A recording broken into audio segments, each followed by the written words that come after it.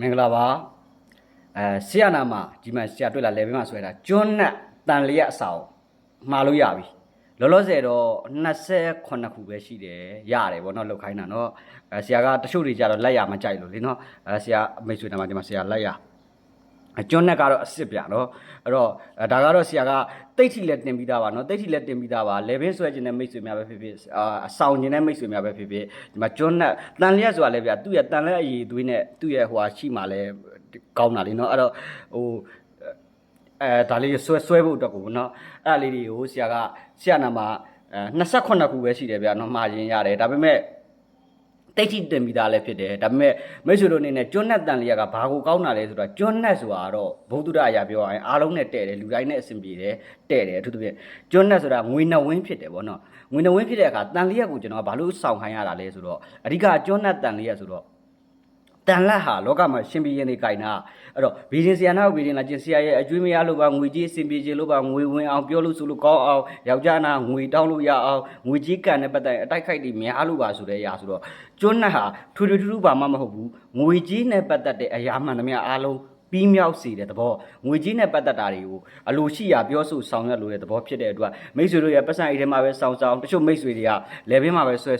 ဆရာပေါ်တာတွေဆိုအကုန်လုံးလေဘင်းမှာဒီဟာလေးရှိတယ်အဲ့တော့ဆွဲလို့ရတယ်တိတ်ထိလည်းတင်ပြီးသားဖြစ်တယ်ပြီးတော့ဘယ်လိုပြောမလဲမိတ်ဆွေတို့အတွက်ငွေကြီးနဲ့ပတ်သက်တာတွေအရာအားလုံးအတွက်တော့အထောက်အကူပြုတယ်ဆရာကြီးကျင်းသေးလားဆိုရင်တော့ခမရယုံရင်ယူမယုံရင်မယူနဲ့တဲ့ပြောရရင်တော့ဝဲချင်းဝဲမဝဲချင်းနေ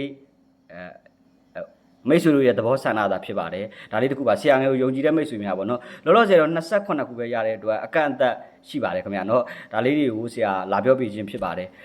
အရင်ဆရာကိုပြောထားတဲ့မိတ်ဆွေတွေလည်းတွေ့ရအောင်လို့ပါခင်ဗျာကျေးဇူးတင်ပါတယ်ကဲကျွန်းနဲ့တန်လျက်ပါကျွန်းနဲ့ဟာတခုလောက်ပြောချင်တယ်နော်အဲ့ဒါပါလေဆိုကျွန်းနဲ့ဟာအလိုလူတိုင်းနဲ့တဲ့တယ်မတဲ့ဘူးဆိုတာမရှိဘူးဒါပေမဲ့